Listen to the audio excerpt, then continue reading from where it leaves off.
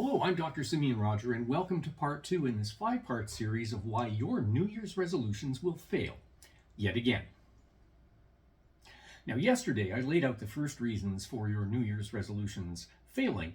Now, as I said, I didn't do this to discourage you, but to put you on the right track so that your resolutions do not fail this time or ever again. So let's look at the next reason you could easily screw this up. The 1977 war movie A Bridge Too Far was all about a massive Allied airborne assault called Operation Market Garden that took place in late 1944. It was aimed at securing bridges over the Rhine River so the Allies could push into Germany and end the war. Now, one of those airdrop units was led by British General Rodger, who ended up with a really significant problem. General Rodger, played by Sean Connery, found himself deep behind enemy lines, of course, but separated from the bulk of his men. And it took quite a while for him to locate and rejoin them. Yet when he did, he began by asking his adjutant the single most important question possible: what is our situation? Now, in the movie and in real life, that turned out to be a bit of a downer. He was quickly informed that from having been dropped in an unpopulated area, he'd been dropped on 2 German divisions. Then his adjutant said, "Well, actually, sir, the news is worse. They're panzer divisions, and worse yet, they're Waffen-SS panzer divisions, the most elite units in the German army." Oops! Despite all that, General Rodger had done the right thing. He had asked that one critical question: what is our situation? Despite the answer, accurately knowing what he was up against enabled him, historically and in the movie, to save nearly all his men from a nearly impossible situation. Now, like him, you absolutely need to know what you're up against and plan accordingly. Yet nearly everyone skips this step. And then they find themselves staring down the metaphorical gun barrels of those German panzer divisions. So by far your greatest danger is your internal opposition. If you can defeat your internal opposition, then outer obstacles will always fall before you. What is your internal opposition? Well, it's composed of many parts, but the single most important element of internal opposition for most people is this: they have no persistence. You see, if you haven't trained yourself to move forward when the going gets tough, you really stand no chance.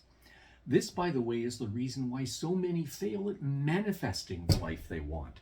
You see, they get into manifesting, frankly, because they're looking for an easy way out, a quick fix, and then they're shocked when they learn that incredible persistence is required even with that approach. So why do you have no persistence? Well, you may be saying, "I have no willpower."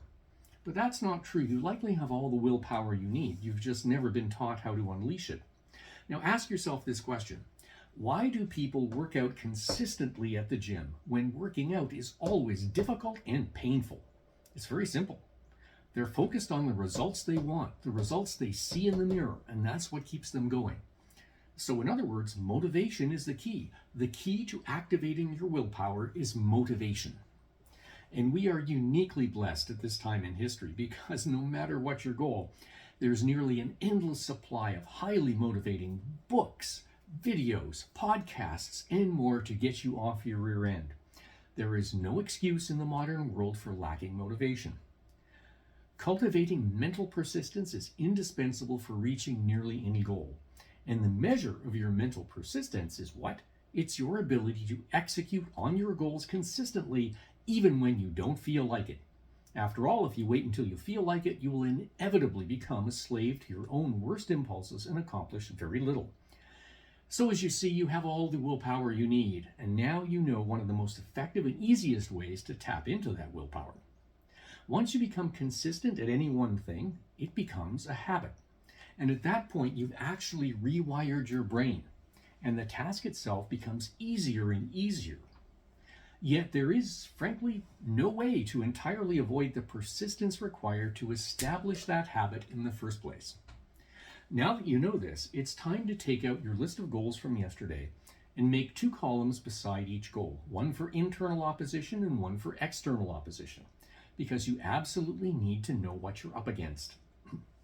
As for external opposition, consider such factors as your perceived time constraints, the demands and agendas of other people, as well as any knowledge or skills you may still need to acquire. Now that's it for today. If you found this video helpful, again, be sure to hit the like button. That's going to help us build this new channel. And tune in tomorrow for part 3 so we can radically transform your life in the next 12 months ahead. I'm Dr. Symeon Rodger. See you then.